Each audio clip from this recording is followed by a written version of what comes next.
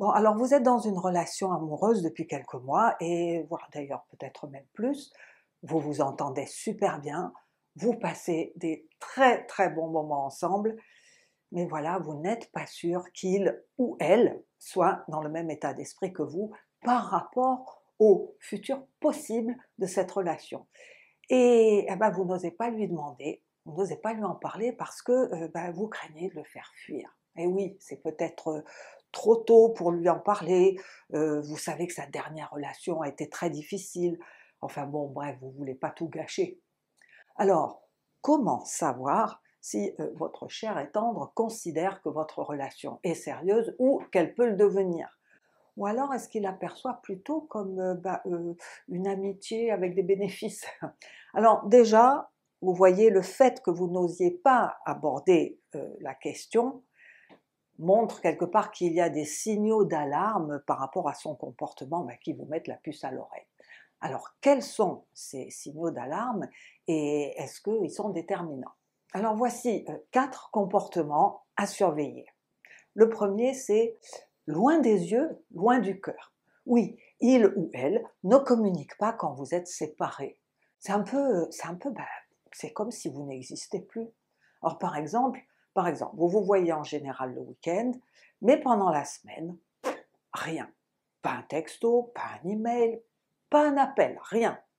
Alors c'est toujours vous qui initiez d'envoyer un texto. Alors juste un texto sympa, un court, qui lui montre tout simplement que vous pensez à lui, et du genre «Bonjour toi, j'ai rêvé de toi cette nuit, j'ai hâte de te retrouver». Vous voyez? Donc, alors oui, je sais ce que vous allez me dire, vous allez me dire «Oui, mais il me répond toujours quand même». Alors oui, il vous répond, c'est déjà ça, hein. Mais ça, c'est réactif, et puis en plus, c'est la moindre des choses. Mais est-ce qu'il lui arrive d'initier? Et alors je ne parle pas ici du texto de dernier moment pour vous dire que ah ben est-ce qu'on peut se voir dimanche plutôt que samedi? Non, non, je parle du texto proactif qui montre qu'il pense à vous et que vous ne disparaissez pas du paysage quand vous êtes séparés. Et juste un petit bonsoir, je pense à toi, fais de beaux rêves, ou encore hello beauté, je te souhaite une bonne journée. C'est rien, mais c'est un rien qui change tout parce que vous existez encore. Mais alors si jusqu'à présent il n'a fait que réagir à vos textos et que vous n'y dites rien par crainte de faire des vagues, eh bien ça ne changera pas et vous ne serez pas plus avancé sur son implication dans la relation.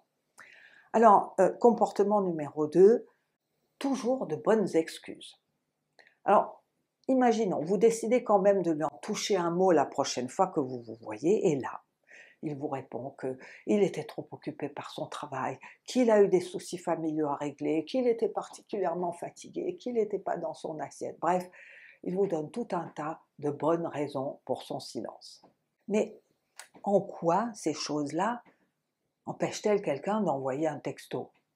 Posez-vous la question, si les rôles étaient inversés, est-ce que malgré tous ces soucis ou toutes ces occupations prenantes, vous prendriez 30 secondes pour lui envoyer un petit mot? Bah oui, parce que si pour vous la relation est sérieuse, si vous avez envie qu'elle continue, eh bien, vous ne voudrez pas risquer de vous aliéner la personne en la traitant comme si elle n'existait pas. Non, au contraire, vous voulez lui montrer que vous êtes présent pour elle, même quand vous n'êtes pas ensemble. Et vous voulez maintenir le lien. Donc, qu'est-ce que ça vous dit sur l'autre s'il ou elle n'est pas capable de faire ce petit effort? Ah oui, exactement. Alors en revanche, s'il fait l'effort après que vous lui ayez parlé et qu'il fait l'effort de façon consistante, bon youhou, hein, c'est bon, vous avez avancé, on est bon. Troisième comportement, comme je veux, quand je veux. Oui, est-ce qu'il vous fait souvent faux bond, du genre vous appelez au dernier moment? Oui, parce que là, il vous appelle, hein, pour changer les plans ou les annuler. Et ça, assez souvent, bien sûr, pour que vous ne soyez jamais sûr que ce que vous avez organisé soit maintenu. Alors là aussi, il va vous donner tout un tas de raisons, mais ça montre bien qu'il ne se préoccupe pas vraiment de l'effet que tout ça, ça peut avoir sur vous, vos besoins à vous. Ça veut dire tout simplement ses besoins avant tout, à vous de vous adapter. Alors, dans la même veine, est-ce qu'il vous appelle à l'improviste pour venir vous voir dans l'heure qui suit?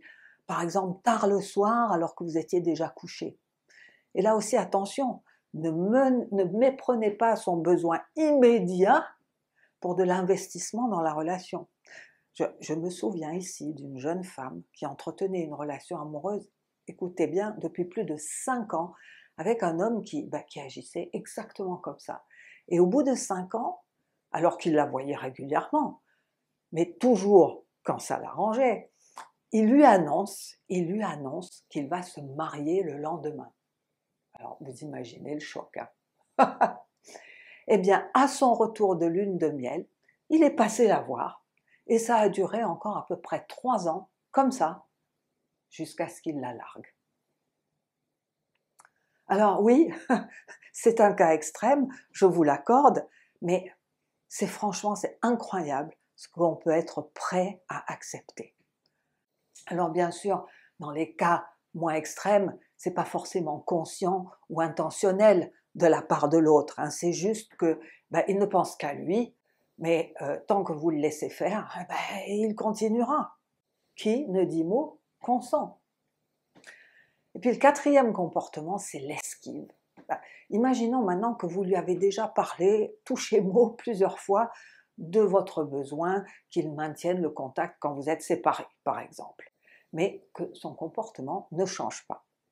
Eh bien, le plus souvent dans ce genre de situation où l'autre perçoit que vous n'êtes pas sur la même page que lui, mais qu'il n'est pas prêt à s'investir plus, il va se débrouiller pour faire en sorte de maintenir l'état actuel des choses, tout simplement parce que ça l'arrange comme ça.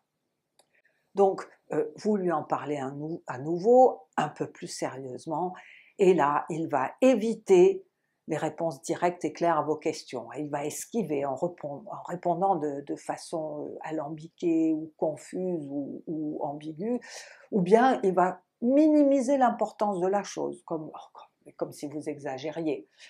Il peut même aller jusqu'à vous culpabiliser. Oui, oui. Vous voyez, par exemple, par rapport au texto, il va vous dire des choses comme oh, mais tu me connais, tu sais bien que je pense à toi, je suis là, non, n'en fais pas toute une histoire. Ou bien encore, allez, arrête de t'en faire pour si peu, ça devient une fixation, mais profite du moment présent, on est bien là, non? Ou encore, allez, on est tellement bien ensemble, c'est ça qui compte, non? Allez, ne gâche pas tout quand on se voit. Eh bien, si vous acceptez ce discours d'évitement, eh bien, rien ne changera, vous perdez votre temps. Et si vous pensez que plus vous acceptez ce type de comportement, plus cela va augmenter les chances qu'il ait envie de s'investir, parce que vous ne l'embêtez pas avec tout ça, eh bien, vous vous mettez tout simplement le doigt dans l'œil. Et la question à vous poser, c'est celle-ci. Est-ce que vous devez continuer à investir du temps et de l'énergie dans une relation où vous mettez vos besoins totalement en stand-by? Le plus dur ici, c'est que si la personne continue à avoir ce type de comportement avec vous et que vous continuez à l'accepter, eh bien ça va durer très très longtemps. Il n'y a pas 36 solutions à ça. Si vous avez identifié que la personne avec qui vous êtes depuis quelques mois a reproduit ce type de schéma et continue à agir comme ça, et que vous, de votre côté, eh bien ça vous convient pas. Évidemment, si ça vous convient très bien, ok, mais si ça ne vous convient pas, il faut avoir une conversation sérieuse avec la personne, si vous voulez savoir ce qu'il en est et si la relation, pour lui ou pour elle, est sérieuse ou pas.